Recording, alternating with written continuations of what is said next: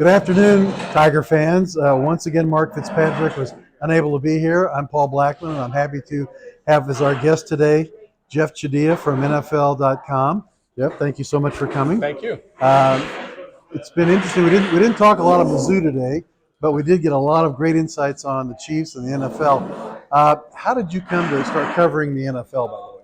Oh, it's a long story. I'll keep it short, though. I was at Michigan. I played football at the University of Wyoming. I got a degree in communication, and all of a sudden I was thinking, what do I want to do with my life? Somehow I got in the newspapers, worked at the Ann Arbor News for 3 years. And all of a sudden, the guy in San Francisco called me and said, hey, this is the San Francisco Examiner. The Raiders just moved back to Oakland from Los Angeles. Would you want to come out here and cover the team? That was 1996, and that's kind of where it started for me. And how did you make it to Kansas City then? Well, I went to Sports Illustrated after my time in newspapers. I was there for 7 years. I was at ESPN for 7 years. And when I was living in New York City, I was dating a young woman whose father went to play football at Missouri. And he was widowed. We were talking about moving someplace. And I said, well, I'm going to go to Kansas City. Your dad's there. You're from there. You went to Mizzou. We love being there. And we just kind of said, on a whim, just said, let's do that. And So you didn't come here because you got an assignment here. No. You didn't work for the Star. No. It seems like most of the people we get that work for either ESPN or NFL or the Athletic, whatever, they started with the Kansas City Star. You didn't ever write for the Star. I was a fan of just Kansas City. Every time I came here, I always had a great time.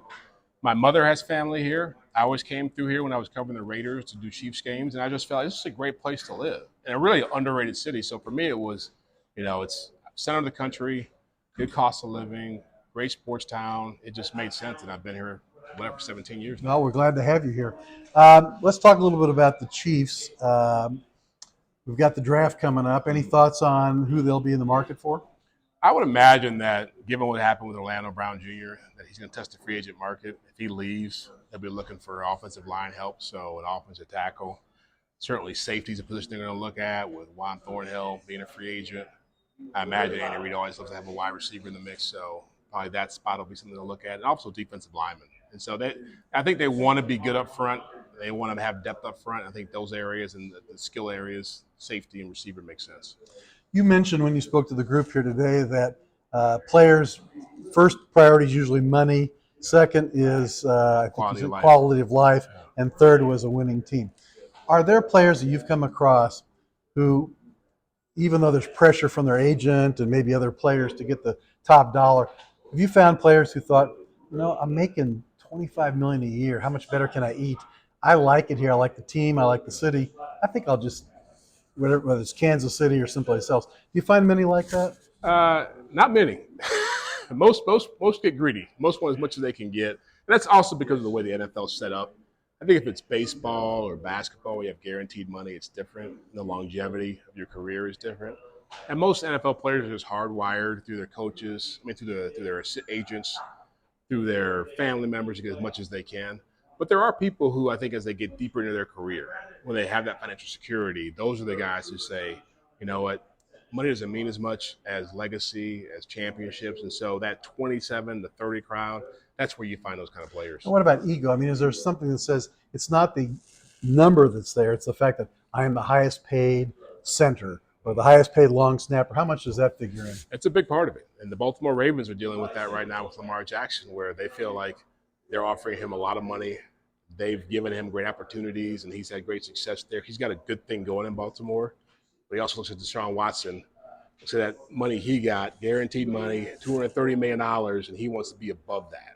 And so that's tough to deal with. I don't know if you're old enough to remember Ricky Henderson. Oh, yeah. Ricky Henderson always had to be the highest paid outfielder. So he'd get this great contract, and then a year later someone else got a little bit more, so he had to renegotiate. And so when does this arms race ever end, or does it? It doesn't. It only ends when you have people like, you look at Patrick Mahomes, for example. He decided, look, I'm going to be the highest paid quarterback. I don't have to break the bank to the point where I can't keep good players around. And so if he had been that way, of that mindset a few years ago, Chris Jones wouldn't be here. And so I think really the quarterbacks especially have to have that mindset because they're the ones who will stick around the longest and get paid the most. Does the NFL encourage this, or? Well, they don't. They probably don't care. The players do. The players want the money to go up as high as it can every year possible. The owners Trust me, the owners who didn't pay Deshaun Watson that money, the owners who didn't pay Kirk Cousins guaranteed money a few years ago, they don't like that kind of stuff because they don't want to be in the business of guaranteeing contracts. Right. And how is football different from the other sports in that regard? Well, again, baseball and basketball, that guaranteed money is legit. And so you're talking about you sign a contract and you're going to get that money no matter what. It's a game changer. In the NFL, what they know is that even though the numbers look big when you sign a deal, there are so many things within the contract that really narrow it down to what it actually is. And so, very good chance, like a majority of players who sign big contracts in the NFL, they never see the end of those contracts. One last question. We know your time is valuable, and that is looking in your crystal ball next year. Do the Chiefs make another run at the Super Bowl? Are they going to be, quote, dynasty for a few years, or what do you think? Oh, they'll make another run. It's because they're too good not to. When you have a great quarterback and a great head coach, you're always going to be in the conversation. It's always tough for me to pick teams to repeat because it hadn't happened in 20 years. And it doesn't happen because no matter how great your team is, you're going to lose key pieces every year, and you're going to have to fill those voids. And so the Chiefs will lose about 20 to 30% of this team. And so next year's team is going to be different. I don't know how they'll be if Orlando Brown Jr. is not here. I don't know how they'll be if Frank Clark's not here or Juju Smith-Schuster. How would they be without Tyreek Hill? Tyreek Hill. Yeah, exactly. You don't know. Yeah. So, there's somebody else next man up. Yeah, so exactly. Jeff, thank you so much for coming. Appreciate your time, and we enjoy your work with NFL.com.